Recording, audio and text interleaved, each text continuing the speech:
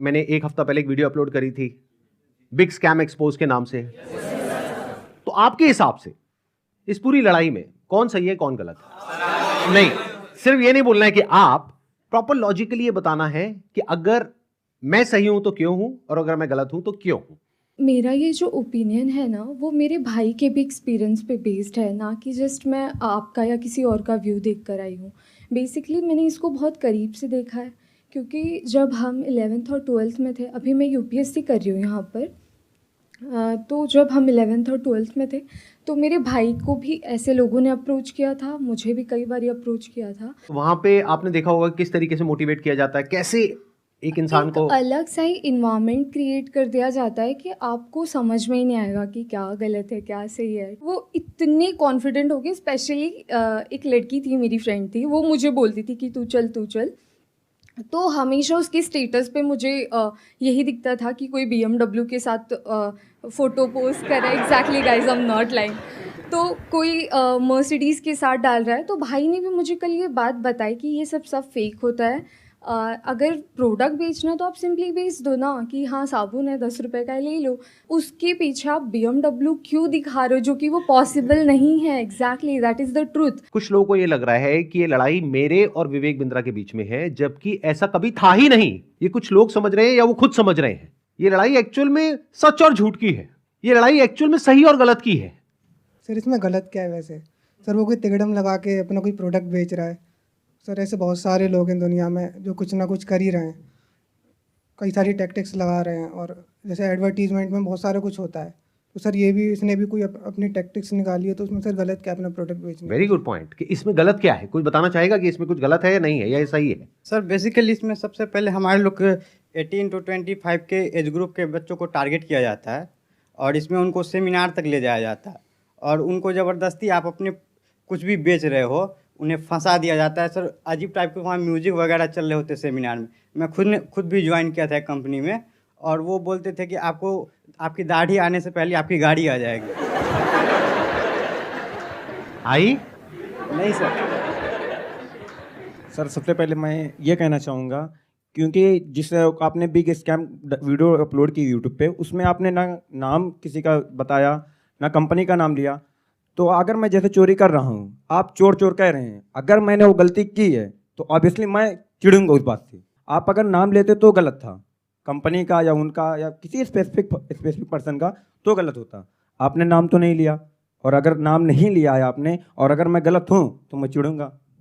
और एक और मजेदार बात बताइए, जब वो वीडियो अपलोड हुई कितनों को समझ आया था मैं किसके बारे में बात कर रहा हूं? बहुत कम लोगों को। अगर वो कुछ नहीं करते, चुपचाप बैठे रहते, तो 2 दिन में सब भूल भाल जाता है, सब खत्म हो जाता। मतलब एक टीचर है जो क्लास में सामने खड़े होकर के बोल रही है तुम में से किसी एक ने चोरी करी है, और एक बच्चा खड़ा होकर के बोलता है मैंने चोरी नहीं करी है, मैंने चोरी नहीं करी। अरे नहीं करी तो बैठा रहे ना चुपचाप। सर इस पर मैं अपने थॉट शेयर करना चाहूँगा। सबसे पहले तो कोई कोर्स बेचना या प्रोडक्ट बेचना कोई गलत नहीं है, लेकिन प्रोडक्ट का अगर आप 50,000 का बेच रहे हो तो उसकी औकात भी होनी चाहिए उतनी। उनके प्रोडक्ट की औकात है 100 रुपये की, लेकिन बेच रहे हैं 50,000 में। सर एक पॉइंट और मैं शेयर करना चाहूँगा। प्लीज बोलिए। लाइक किसी को पसंद नहीं आया और आप उससे कह रहे हो कि आप दूसरों को सेल करो, तो वो उससे ही बड़ा स्कैम है। असली स्कैम ये है, ध्यान से समझ लो सब लोग, कि एक प्रोडक्ट जो आपको पसंद नहीं आया, आप अपने पैसे वापस मांग रहे हो, लेकिन आपको कहा जा रहा है अगर आपको अपने पैसे वापस चाहिए तो अपने जैसे और 4 बेवकूफ पकड़ करके लाओ और उस पर 30% 35% जो भी है कमीशन लो, और जो आपने पैसा लगाया वो पूरा पैसा आपको वापस। ये स्कैम है। अच्छा, इसी में अगर कोई जेन्युइन प्रोडक्ट हो तो क्या ये स्कैम है? नो सर, नहीं है। ये भी ध्यान से समझ लेना। तो मजे की बात यह है कि जब मैंने स्कैम को एक्सपोज किया तो ऐसी हजारों कंपनीज हैं इंडिया में, उनमें से सिर्फ एक ही कंपनी वाले और उस कंपनी का मालिक नहा धो करके मेरे पीछे पड़ गए। इसका मतलब क्या निकालोगे? अब आ करके कह रहे हैं कि बताओ इसमें स्कैम क्या है, तो ठीक है मैं बताता हूं स्कैम क्या है। आज अच्छे से बताता हूं और पूरी दुनिया को समझाता हूं कि स्कैम होता क्या है। तो एक काम करते हैं, एक वीडियो देखते हैं। उस वीडियो को देखने के बाद में आप लोग अपने व्यूज बताइएगा कि स्कैम है या नहीं है। दोस्तों मेरा नाम नीरज है, मैं राजस्थान जोधपुर से हूँ। बड़ा बिजनेस है। अभी 5 दिन पहले 4 तारीख को 4 सितंबर को मुझसे एग्रीमेंट पे साइन करवाया और बोले कि आपका जो ये केस है हम सोल्व कर देंगे और जो आपका बाकी पेमेंट है वो हम आपको रिफंड कर देंगे। 4 तारीख के बाद हमारा एग्रीमेंट हुआ। मुझे सेटलमेंट एग्रीमेंट दिया कि आप एग्रीमेंट पे साइन करो, इसको अच्छे से रीड करो, पढ़ो इसको, फिर आप साइन करके हमें भेजो, तब हम आपका जो पैसा है वो हम आपको रिफ़ंड कर देंगे। मेरा जो भी पैसा है मैक्सिमम जो है अब 35,000 मेरा पैसा बड़ा बिजनेस में भी बाकी है। लॉस तो अगर मैं बोलूँ तो मेरा कैश का 1 लाख का मेरा लॉस हुआ है 2 साल के अंदर। एक साल मैंने फुल काम किया, DMT भी पैसा खर्च किया, आना जाना बहुत स्ट्रगल किया, लेकिन पैसा नहीं कमा पाया। 1 लाख का मैं लॉस करके बैठा हूँ। लेकिन जो बड़ा बिजनेस को मैंने दिया था उसमें मेरा 35,000 अभी बाकी है बड़ा बिजनेस लेने का। और जो हमारा एग्रीमेंट का साइन हुआ था वो हुआ था 40,000 का। तो मेरा समीर करके नाम है, तो उन्होंने मुझको एग्रीमेंट दिया और बोला कि 40,290 रुपये जो अमाउंट है वो आपके हम अकाउंट में ट्रांसफ़र कर देंगे जब आप एग्रीमेंट साइन करके हमें भेजोगे उसके बाद।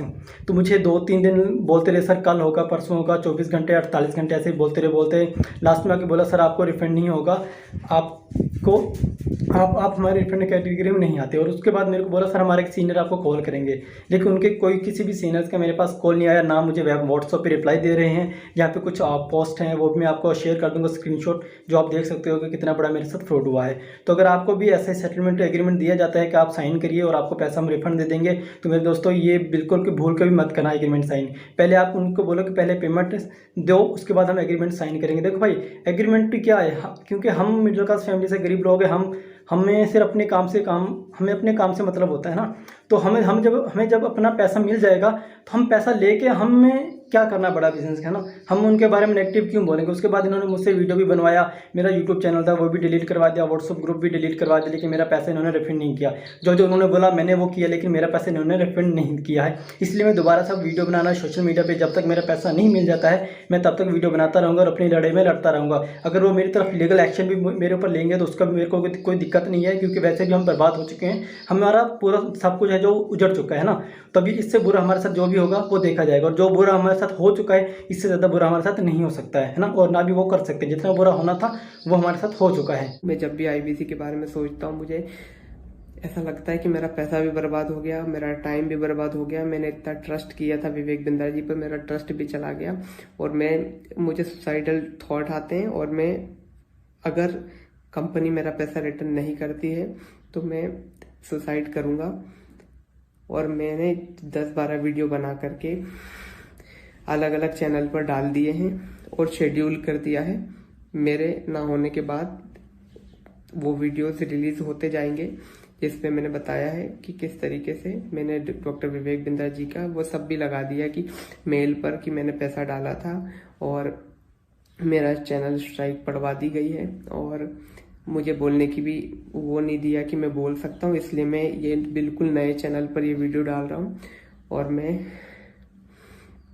मैंने 10-12 वीडियोस और बना के रखे हैं, जो मैं 10-12 अलग अलग चैनल्स पर मैंने डाल दिए, अपलोड कर दिया है, शेड्यूल कर दिया है। अगर बड़ा बिजनेस की टीम मुझे मेरा पैसा नहीं लौटाती है तो मेरे पास कोई ऑप्शन नहीं रहेगा, क्योंकि मुझे अभी फ़िलहाल में वो पैसा चाहिए कैसे भी करके, क्योंकि जिन लोगों से मैंने पैसा लिया है वो लोग डे नाइट मुझे परेशान कर रहे हैं। मैं आपको बताना चाहूंगा कि ये वीडियो हमने रिकॉर्ड नहीं करी है, ये YouTube पर अवेलेबल है, और ऐसी 1-2 नहीं बहुत सारी वीडियोस अवेलेबल हैं अलग अलग लोगों की। और बहुत सारे ऐसे बच्चे हैं जिन्होंने ब्याज पे पैसा लिया है, हम लोग शायद समझ भी नहीं सकते कि इन लोगों के ऊपर क्या बीत रही है। और ऐसी 1-2 नहीं बहुत सारी वीडियोस हैं, आप जा करके यूट्यूब पे सर्च कर सकते हैं। अब जरा इस इंसान के बैकग्राउंड को देखो कि इंसान है कौन। ये अपने नाम के आगे क्या लगाते हैं? डॉक्टर। जब यहां पर ये आए थे तो मुझे लगा था डॉक्टर है, लेकिन बाद में जब मैंने रिसर्च करी अभी पिछले 1 हफ्ते में ये सब जो हुआ है, तो मुझे पता लगा इन्होंने कोई MBBS नहीं किया है इंडिया की किसी भी यूनिवर्सिटी से, या US से, UK से, कहीं से कुछ नहीं किया है। कहां से डिग्री मिली है, कैसे मिली है, वो अगर आप थोड़ा सा रिसर्च करोगे तो आपको समझ आ जाएगा। पाकिस्तान से। किसने बोला पाकिस्तान से? देखो मैं आपको हिंट देता हूं, पाकिस्तान इंडिया का नेबर है, ऐसे ही इंडिया का एक नेबर है बांग्लादेश, श्रीलंका। अभी काम करते हैं, अब लीगली बात करते हैं कि स्कैम है या नहीं है, कि मतलब हमारी कंट्री का जो लॉ है वो क्या बोलता है, उसको स्टडी करते हैं। उसके लिए मेरे पास में कुछ डॉक्यूमेंट्स हैं। इसका मैं लिंक दे दूंगा अपने वीडियो के डिस्क्रिप्शन में नीचे, तो आप क्लिक करके डायरेक्टली जा करके गवर्नमेंट की जो वेबसाइट्स हैं वहां पे जा करके देख सकते हैं, पढ़ सकते हैं। ये मैं नहीं कह रहा हूं, हमारी कंट्री की गवर्नमेंट कह रही है, ये उनके नोटिफिकेशंस हैं। सबसे पहले ये समझो कि जो स्कैम्स है ना इस तरह के, ये आज से नहीं चल रहे हैं, ये पिछले 100 साल से चल रहे हैं। तो इसके लिए 1978 में एक एक्ट बना था जिसको बोलते हैं prize chit and money circulation act, जहां पर के इस तरह की जो मनी सर्कुलेशन स्कीम्स होती हैं या पिरामिड स्कीम्स होती हैं उन सबको बैन कर दिया गया था। मतलब क्या कि अगर आप एक कंपनी खोलते हो और किसी से पैसा लेते हो, फॉर एग्जांपल मैंने एक कंपनी खोली, वहां पे मैंने आपसे 1 लाख रुपए लिया और आपको बोला कि आप आगे किसी को ज्वाइन करा दो, तो जब आपने किसी को आगे ज्वाइन कराया, अपने फ्रेंड को, रिलेटिव को, किसी को भी और कैसे भी, तो उसमें आपको कितना मिला? 30,000। 70,000 किसको मिला? कंपनी को। तो ये स्कीम इस तरीके से आगे बढ़ती रहती है, यानी वो जो पैसा आ रहा है वही पैसा पब्लिक से लेकर के पब्लिक में ही रोटेट कर दिया जाता है। और एक ऐसा पॉइंट आता है जब जा करके पूरा का पूरा जो पिरामिड है ये कोलैप्स कर जाता है। तो यहां पर जो लोग टॉप पे बैठे होते हैं वो तो पैसा कमा लेते हैं, बट जो बॉटम ऑफ द पिरामिड है उन सबका पैसा डूब जाता है। और फिर या तो ये कंपनीज बंद हो जाती हैं या भाग जाती हैं पैसा लेकर के।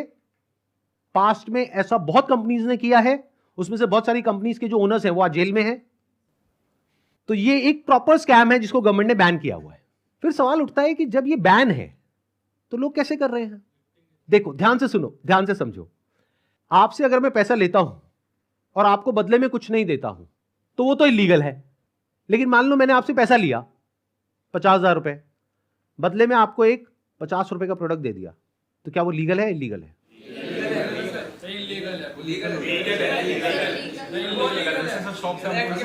हो गए ना कंफ्यूज?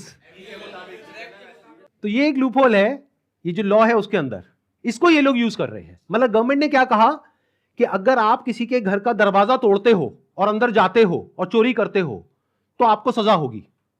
लेकिन ये लोग क्या बोल रहे हैं कि देखो दरवाजा लिखा है, खिड़की नहीं लिखा है। खिड़की से तो हम जा सकते हैं ना।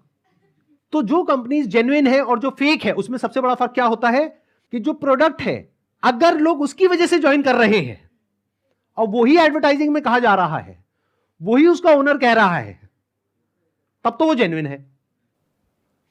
मेरे हाथ में ये रिजर्व बैंक ऑफ इंडिया का सर्कुलर है।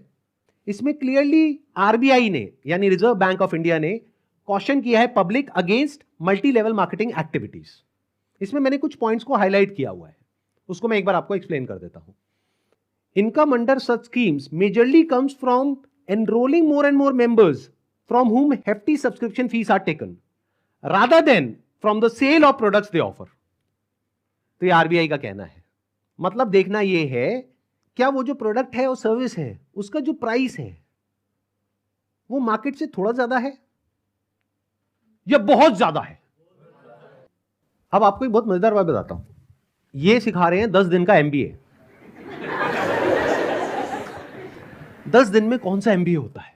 मतलब इस हिसाब से आईआईएम और ये जितने टॉप एमबीए कॉलेजेस हैं उसकी प्रिपरेशन के लिए लोग कोचिंग में जाते हैं, तैयारी करते हैं कैट को क्रैक करने के लिए, उस सबकी तो कोई जरूरत ही नहीं है। साक्षात विवेक बिंद्रा जी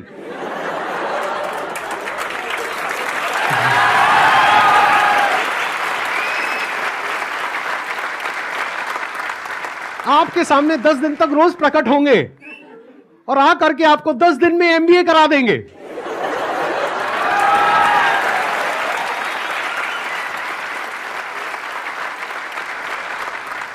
प्रोफेसर साहब एक बात बताइए, आपने अपनी वीडियो में बोला कि एक इमेज मैं 20,000 रुपए की बेच रहा हूं, तो क्या वो स्कैम नहीं है?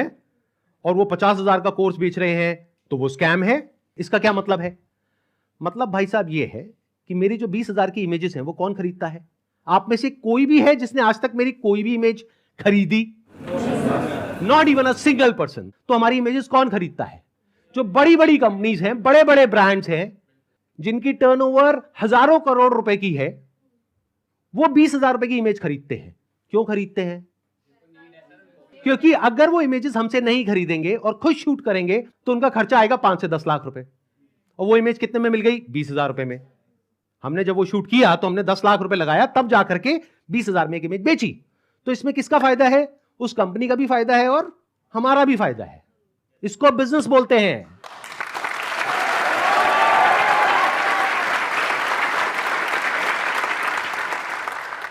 देखते हैं आरबीआई और गवर्नमेंट ऑफ इंडिया क्या कहती है उनके बिजनेस मॉडल के बारे में।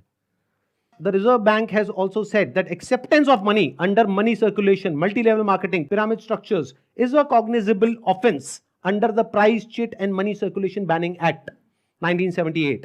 Members of public coming across such offers, ध्यान से सुनना, should immediately lodge a complaint with the state police. ये आरबीआई कह रही है कि अगर आपके साथ में ऐसा कुछ हुआ है तो आपको क्या करना है? You should immediately lodge a complaint with the state police. अब एक और नोटिफिकेशन है जो बहुत इंपॉर्टेंट है, इनफैक्ट मोस्ट इंपॉर्टेंट है इस पूरी की पूरी डिस्कशन के लिए। जितनी भी एमएलएम स्कीम्स चल रही हैं, पिरामिड स्कीम्स चल रही हैं, डायरेक्ट सेलिंग कंपनीज चल रही हैं, एफिलिएट मार्केटिंग कंपनीज चल रही हैं, कि वो लीगल है या इलीगल है, ये कैसे समझा जाए। तो इसके लिए गवर्नमेंट ऑफ इंडिया ने 2021 में एक बहुत ही अच्छा स्टेप उठाया। ये मेरे हाथ में एक नोटिफिकेशन है गवर्नमेंट ऑफ इंडिया का, मिनिस्ट्री ऑफ कंज्यूमर अफेयर्स का। उसमें क्या कहा गया है? ये टोटल 13 पेज का डॉक्यूमेंट है, जिसमें क्या कहा गया है? The central government hereby proposes to frame consumer protection direct selling rules 2021 में आए थे। इसके बारे में बहुत लोगों को पता ही नहीं है, इसलिए ये स्कैम इतने आसानी से चल रहे हैं। अगर पता हो तो इनकी दुकान 2 दिन में बंद हो जाए। डिटेल में अगर आप जानना चाहते हैं इसमें क्या क्या लिखा हुआ है तो नीचे यहाँ पे डिस्क्रिप्शन में आपको लिंक मिलेगा, उस पर क्लिक करके आप देख सकते हैं और पढ़ सकते हैं इसको। मैं बस शॉर्ट में कुछ पॉइंट्स मैंने हाईलाइट करे हुए हैं, वो आपको बताता हूं जो समझना बहुत जरूरी है। It applies to all models of direct selling, whether it is multi level, whether it is single level, whether it is affiliate, किसी भी स्ट्रक्चर से आप सेलिंग कर रहे हो तो आपको इन रूल्स को फॉलो करना है। सबसे पहला रूल क्या है? It has no provision that a direct seller will receive remuneration और incentives for recruitment oblique enrolment of new participants in the direct selling business except as a result of sale of goods और services by them. मैं इसको थोड़ा सरल भाषा में translate करके बताता हूं। इसमें कहा जा रहा है, आप अगर एक डायरेक्ट सेलिंग कंपनी हो तो आपकी कंपनी में जो डायरेक्ट सेलर्स हैं उनको जो पैसा मिल रहा है या इंसेंटिव मिल रहा है या कमीशन मिल रहा है, वो नए मेंबर्स को एनरोल करने पर नहीं मिलना चाहिए, बल्कि वो मिलना चाहिए फॉर सेल ऑफ गुड्स और सर्विसेज बाय देम। वो जो कंपनी गुड्स और सर्विसेज दे रही है उसकी वैल्यू क्या है? अब ये कौन डिसाइड करेगा? जिन्होंने वो परचेज किया। अगर तो उन्होंने 50,000 का कोर्स परचेज किया इनकी कंपनी से और वो सब सेटिस्फाइड है तो कोई प्रॉब्लम ही नहीं है। बट अगर उसमें से 99% लोग सेटिस्फाइड नहीं और अपना पैसा वापस मांग रहे हैं और ये पैसा वापस नहीं कर रहे हैं तो ये स्कैम है ना। बिंद्रा जी आपने पूछा था ना क्यों है ये स्कैम, तो बता रहा हूं आपको। इसमें कहा गया है, इट अलाउज और provides for a buyback or repurchase policy for currently marketable goods which are not unpacked or services sold to the participant at the request of the participant at reasonable commercial terms। मतलब कि कोई buyback का option होना चाहिए। किसी company ने आपको 50,000 रुपए के कुछ प्रोडक्ट्स या सर्विसेज दे दी, अब आप कहते हो मेरे किसी काम की नहीं है, तो अब आप उसका क्या करोगे? उस कंपनी को एक बायबैक पॉलिसी देनी पड़ेगी। अब देखना, ध्यान से सुनना, ध्यान से समझना। बायबैक आप किस चीज पर दे सकते हो? जिसकी कोई मार्केट वैल्यू हो। मतलब कि गवर्नमेंट क्या कह रही है यहां पर कि आप कोई ऐसा प्रोडक्ट बेचो डायरेक्ट सेलिंग में जिसकी कोई मार्केट वैल्यू हो, क्योंकि अगर 3 महीने बाद वो इंसान आकर के कहता है कि ये लो आपके प्रोडक्ट्स वापस, तो उस कंपनी को पता है कि ये प्रोडक्ट्स पैक्ड है, तो ये प्रोडक्ट्स हम किसी और को दे देंगे, तो ना कंपनी का नुकसान हुआ ना कस्टमर का नुकसान हुआ।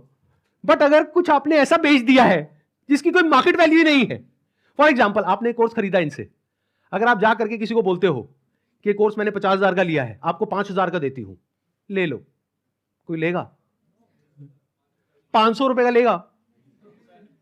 तो इसकी मार्केट वैल्यू क्या है? Zero. It is a clear violation of this act. इसलिए ये स्कैम है Bindra ji.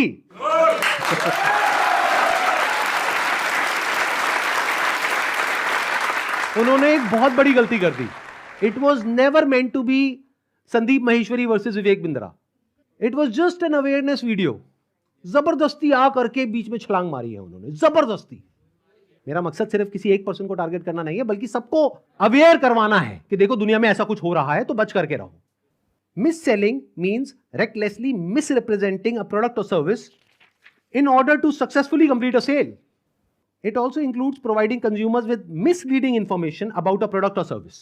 This can involve omitting key information, मतलब key information आप उनसे छुपा रहे हो, about a product or providing information that makes the product appear to be something it is not. मतलब कि अगर सरल भाषा में बोला जाए तो आप ऐसा नहीं कर सकते कि आप दिखा कुछ और रहे हो और दे कुछ और रहे हो। उन्होंने अपनी एक वीडियो में नहीं, पता नहीं कितनी वीडियोस में खुलेआम खुद उन्होंने, विवेक बिंद्रा ने खुल करके बोला है कि अगर आप महीने का 10 लाख रुपए नहीं कमा सके तो मैं आपके सारे पैसे वापस कर दूंगा। अब एक सबसे इंपॉर्टेंट क्लॉज आ रहा है, इसके बाद मैं एक वीडियो प्ले करूंगा। क्लॉज नंबर 7 का 2E एक पर्टिकुलर क्लॉज है जो सबसे इंपॉर्टेंट है इस पूरे के पूरे सर्कुलर में। इसको ध्यान से सुनना, ध्यान से समझना। A direct selling entity and direct seller shall not refuse to take back spurious goods or deficient services and refund the consideration paid for goods and services provided. इससे कोई फर्क नहीं पड़ता कि आपने उस कंपनी के साथ में क्या एग्रीमेंट किया है, फर्क इससे पड़ता है कि लॉ क्या है। फॉर एग्जाम्पल, आप किसी के साथ में एग्रीमेंट करते हो किसी का मर्डर करने के लिए, तो आप कोर्ट में जाकर के ये नहीं बोल सकते थे कि हमारा एग्रीमेंट था। क्यों? क्योंकि जो कंट्री का लॉ है वो किसी भी एग्रीमेंट के ऊपर है। The law of the land supersedes all agreements. तो आप लोग जो डर रहे हो ना कि हमने उनके साथ में कॉन्ट्रैक्ट साइन किया, एग्रीमेंट साइन किया है, अरे पहले लॉ को तो देख लो, लॉ क्या कहता है। अगर लॉ के हिसाब से वो गलत है तो गलत है, नो मैटर कि उसने आपके साथ क्या एग्रीमेंट किया है। That agreement must be in line with the law of the land. तो ये क्लॉज को मैं दोबारा से पढ़ूंगा, ध्यान से सुनना। A direct selling entity and direct seller shall not refuse to take back deficient services. Deficient word का क्या मतलब होता है? कोई भी ऐसी सर्विसेज जिसमें किसी भी तरह की कोई कमी है और जो कंज्यूमर है वो कहता है कि ये जो आपने मेरे को कोर्स दिया है या प्रोडक्ट दिया है या सर्विस दिया है ये बेकार है, किसी काम की नहीं है, तो उस कंपनी को पैसा रिफंड करना ही पड़ेगा। ये मैं नहीं कह रहा हूं, हमारी कंट्री का लॉ बोल रहा है। अब ये जो मैंने आपको कुछ पॉइंट्स बताए, इसके अकॉर्डिंग एक बार एक छोटी सी वीडियो को देखो, बड़े प्रोफेसर की, देखते हैं वो क्या बोलते हैं। मैं आपको अपना व्हाट्सएप का नंबर दूंगा, ईमेल एड्रेस दूंगा, वहां बोल दीजिए आकर के पैसे ले जाइए। नहीं भी आना तो आप ईमेल कर दीजिएगा, आपको पैसे आपके अकाउंट में ट्रांसफर हो जाएंगे। तो आप या तो 50-60 हजार रुपए वापस ले जाइए या लाखों लाखों लाखों रुपए हर महीने कमा लीजिए, दोनों में से कुछ भी कर लीजिए। भाई अगर मैं आपको पैसा कमाने के लायक नहीं बना सका तो मेरे को क्या हक बनता है आपसे पैसे लेने का? 100% कैश बैक गारंटी, यानी कि कुछ और खरीदना चाहे अपग्रेड, लोवेस्ट प्राइस गारंटी, ये कौन दे सकता है? कोई नहीं दे सकता है। इसलिए हमने ये खुल के दिया है। आपके तो रिस्क को खत्म कर दिया ना, आपसे कह रहा हूं, आपके जो रिस्क को खत्म कर दिया, आपका रिस्क तो रिवर्स हो गया, गेम चेंज कर दिया पूरा। इसलिए अभी तुरंत फोन लगाएं और पूछे अपने काउंसलर से कि मैं अपने बिजनेस में कैसे सफल होऊंगा। अरे आपसे बोल रहा हूं, पूछने में क्या जा रहा है, पैसे तो नहीं लग रहे। हाँ, फोन करने पे पैसे नहीं लगते, पता लगाओ, अभी फोन लगाओ और पूछो भाई मेरा बिजनेस सफल कैसे होगा। अगर मैं विवेक बिंद्रा आपको आकर के प्रॉमिस दे रहा हूं 100% मनी बैक गारंटी, वो इसीलिए दे रहा हूं। हमने मनी बैक गारंटी लॉन्च करी है। What is money back guarantee? अगर कोई भी हमारे साथ आईबीसी बनता है और वो चाहता है कि मैं पैसे कमाऊं और वो हमारे साथ पैसे नहीं कमा पाता, तो नो क्वेश्चंस आस्क्ड, उसका पैसा उसको वापस कर दिया जाएगा। That's called money back guarantee. तब नहीं है किसी में ये बोलने का जो हम बोल रहे हैं। गारंटी दे रहा हूं 10 लाख रुपए महीना पे आप पहुंचेंगे, नहीं पहुंचे तो मेरे पास आके पैसा वापस मांग लेना। बड़े बड़े क्लेम्स कर दिए। एक बार समझने की कोशिश करते हैं क्या वो प्रैक्टिकली पॉसिबल है या नहीं है। इन्होंने कहा कि मैं अगर आपको महीने का 10 लाख रुपए कमाने के लायक नहीं बना सका तो अपने पैसे वापस ले जाइए। साल का 1 करोड़ रुपए अगर ये देना चाहते हैं आप लोगों को और 1 लाख लोग इनकी कंपनी में ज्वाइन कर चुके हैं, तो कितना पैसा चाहिए? 1 लाख करोड़ रुपए। तो हमारी टीम ने क्या किया, इनके जो फाइनेंशियल्स है उसको चेक किया कि भाई अगर 1 लाख करोड़ देना है तो कंपनी की टर्नओवर होनी चाहिए ना 2-3 लाख करोड़ की, क्योंकि वो भी तो कमाएगी ना। उनकी टर्नओवर पता है कितनी है पिछले साल की? 172 करोड़। अगर उसमें से मान लेते 30% भी वो कमीशन देते हैं अपने आईबीसीज को, कितना पैसा उन्होंने डिस्ट्रीब्यूट किया इस स्कीम में? 50 करोड़। तो कितने लोगों के हाथ में आया 1-1 करोड़? 50 बस। और बाकी लोगों का क्या हुआ? उनके हाथ में क्या आया? 0। कि अगर वो चाहे भी तो ये जो बड़े बड़े क्लेम्स कर रहे हैं इसको पूरा नहीं कर सकते। पहले तो ये जो क्लेम्स कर रहे हैं वही सब इलीगल है। This is complete scam. अरे यही तो उन सब लोगों ने किया जो हमारा देश छोड़ करके भाग गए हैं। पब्लिक से पैसा ले लिया, या बैंक से पैसा ले लिया और जब बैंक आया पैसा वापस मांगने के लिए जो उसका हक है तो उन्होंने कहा हमारे पास तो नहीं है देने के लिए, वो तो हमने पार्टीज में खर्च कर दिया। वो मेरी बर्थडे पार्टी थी ना, वहां पे डांस करने में बहुत मजा आ रहा है। अब हमें क्या करना चाहिए? क्या बस ऐसे स्कैम होते रहे सोसाइटी में और हम बैठ करके तमाशा देखते रहे? सर हमें एक्शंस लेना चाहिए। फर्स्ट ऑफ ऑल एफआईआर जिनके साथ हुआ है उन्हें एफआईआर फाइल करना चाहिए, लॉ को एक बार देखना चाहिए। नहीं समझ आ रहा है तो जिसको समझ है लॉ की उसके पास जाना चाहिए, उससे समझना चाहिए। एंड पिटिशन नाम की चीज़ होती है, पब्लिक इंटरेस्ट लिटिगेशन, तो वो फाइल करनी चाहिए उनके खिलाफ, जिससे जो ये स्कैम्स हो रहे हैं वो ख़त्म हो। बिकॉज मॉरली ये मतलब गलत है। जिनका पैसा जा रहा है वो डिप्रेशन में जाके गलत कदम भी उठा सकते हैं एंड इससे हमारे देश का यूथ ख़त्म होता जा रहा है जो इस देश को आगे लेके जाएगा। सो जो लीगल एक्शंस हैं वो लेने चाहिए। इस एक्शन को हम दो कैटेगरीज में डिवाइड कर रहे हैं। एक वो जिनके साथ में स्कैम हुआ है, एक वो जिनके साथ में नहीं हुआ है। मान लेते हैं 1 लाख लोग हैं जिनके साथ में स्कैम हुआ है, यानी कि उनका पैसा ये कंपनी मार करके बैठी है और वापस नहीं कर रही है। तो उन्हें क्या करना चाहिए? सबसे पहले जा करके एफआईआर करनी चाहिए। अगर वो पुलिस वाले एफआईआर नहीं करते हैं तो उनको ये सारे सर्कुलर्स दिखाने चाहिए कि भाई आरबीआई ने कहा है, आप ये लिख करके दे दो हमको कि आप एफआईआर नहीं कर सकते इनके अगेंस्ट। तो उन्हें एफआईआर लॉन्च करनी ही पड़ेगी। और अगर इंडिया के अलग अलग पार्ट्स में बहुत सारे लोग इस तरीके से एफआईआर लॉन्च करते हैं तो जितनी भी हायर अथॉरिटीज हैं लाइक सीबीआई एंड ईडी वो सब एक्शन में आ जाएंगी। मतलब उनको भी आइडिया लगेगा कि ये कोई छोटा मोटा स्कैम नहीं है, 500 करोड़ का स्कैम है, छोटा अमाउंट नहीं होता है। और ये पैसा किसका है? पब्लिक का है। और पब्लिक में भी एक बार को मान लो किसी 50-60 साल के आदमी का होता तो मुझे इतना दर्द नहीं होता। 18-19 साल के बच्चे का है जिसकी जेब में 50 रुपए नहीं होते हैं। तो पहला क्या है, अगर आपके साथ में ऐसा कुछ हुआ है तो नंबर 1 एफआईआर लॉन्च करो। नंबर 2, अभी तक मैं इसमें डायरेक्टली इन्वॉल्व नहीं था लेकिन अब हो गया हूं, तो अब आप लोग अकेले नहीं हैं। मेरा एक सिंपल सा प्लान है कि मैं अपने चैनल पर मोनेटाइजेशन ऑन करूंगा, वहां से मेरे पास में कुछ पैसा आएगा। मान लो 2-3 महीने में मेरे पास में 1 करोड़ रुपए आ जाता है, तो इस 1 करोड़ को मैं यूज करूंगा इंडिया की सबसे अच्छी लॉ फर्म को हायर करने के लिए, जो कि इन लोगों को रिप्रेजेंट करेगी जिनके साथ ये स्कैम हुआ है। उसका पैसा कहां से आएगा? मेरे चैनल पे जो एड्स रन होंगी अगले 2-3 महीने तक, वहां से आएगा। अगर उस पैसे की मुझे जरूरत पड़ी तो, अगर उतना पैसा मैं खुद अरेंज कर पाया तो मैं एड्स ऑन नहीं करूंगा, लेकिन अगर मैं अपने बेस पे अरेंज नहीं कर सकता हूं तो मैं एड्स ऑन कर दूंगा। तो तैयार रहना, कल को बोलना मत कि एड्स कहां से ऑन हो गई। जरूरत पड़ी तो मैं 1-2 महीने के लिए एड्स ऑन करूंगा, फिर बंद कर दूंगा जैसे ही मेरे पास में उतना पैसा आ जाएगा जितना उस लॉ फर्म को देना है। फिर वापस से अगर मेरे पास में पैसा खत्म हो गया उनको देने के लिए 6 महीने बाद फिर से एड्स ऑन कर देंगे। अपने घर की खेती है, क्या दिक्कत है?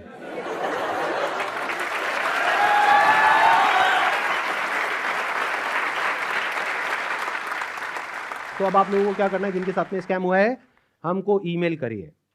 हमारा एक ईमेल आईडी है legal@sandeepmaheshwari.com। और आप लोग क्या कर सकते हैं जिनके साथ में स्कैम हुआ है, आरबीआई का हम एक लिंक यहां पर नीचे डिस्क्रिप्शन में पोस्ट करेंगे, एक तो इन सर्कुलर्स का, प्लस आरबीआई के जितने भी ऑफिसेज हैं अलग अलग स्टेट्स में, वहां पर जो उनके रिप्रेजेंटेटिव्स हैं उनका।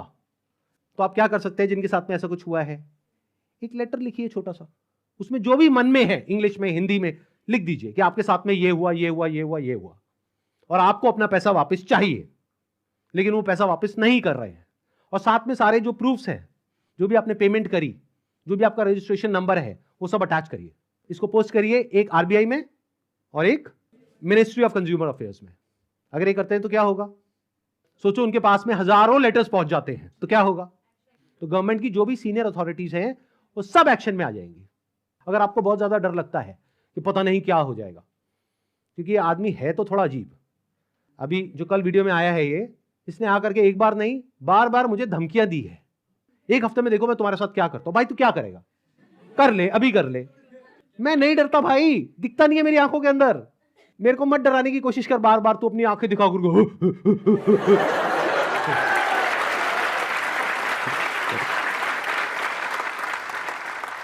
अगर मेरे को एक्चुअल में कुछ हो गया अगले 1 हफ्ते में तो सारा शक किस पे जाएगा, है ना।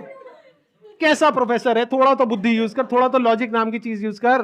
पब्लिकली आकर के मेरे को धमकाए चले जा रहा है, क्या ये लीगल है?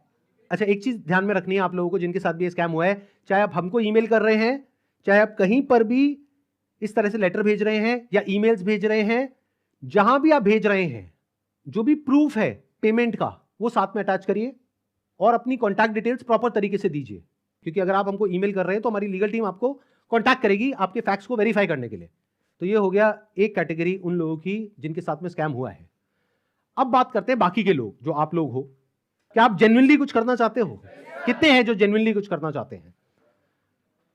तो एक हैशटैग है जिसको बहुत तेजी से हमको स्प्रेड करना है।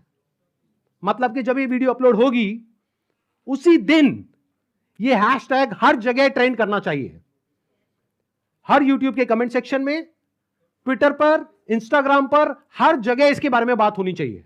उसके पीछे क्या वजह है? क्योंकि जैसे ये वीडियो अपलोड होगी उनको समझ आ जाएगा कि अब उनके लिए सारे दरवाजे बंद हो गए हैं, and it is just a matter of time जब उनके अगेंस्ट बहुत बड़े लेवल पर लीगल एक्शन होने वाला है। तो वो क्या करेंगे?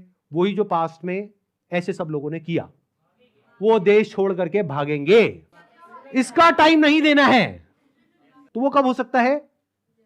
जब आरबीआई के जितने भी सोशल मीडिया पेजेस हैं, मिनिस्ट्री ऑफ कंज्यूमर अफेयर्स के जितने भी सोशल मीडिया पेजेस हैं, वहां पर सब जगह ये हैशटैग ट्रेंड कर रहा हो। तो क्या होगा? इमीडिएटली उसके ऊपर एक्शन होगा। तो अब इनको रोकने का क्या तरीका है? एक हैशटैग है, ध्यान से सुन लो इस हैशटैग को, और ये यहां पे आ भी जाएगा नीचे और वीडियो में भी दिख रहा होगा आपको। Hashtag stop Vivek Bindra. रोको इसको भाई।